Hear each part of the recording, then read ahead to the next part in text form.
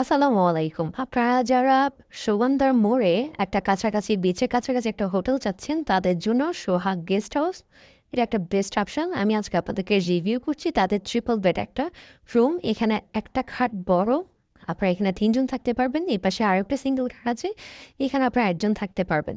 So overall রুমের interior যদি দেখি খুবই সুন্দর অ্যান্ড লাইটিং করা আছে। অ্যান্ড এই হোটেল থেকে আপনার বিচে যদি হেঁটে যান, আপনার থেকে ওভারঅল ৫ থেকে ৬ মিনিট সময় লাগবে।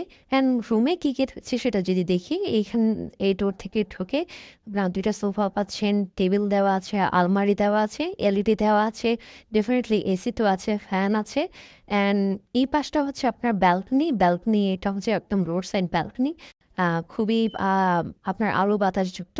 এখন যেহেতু রাতে আমরা শ্যুটটা করছি, তাহলে আপনার অন্ধকার দেখা যাচ্ছে।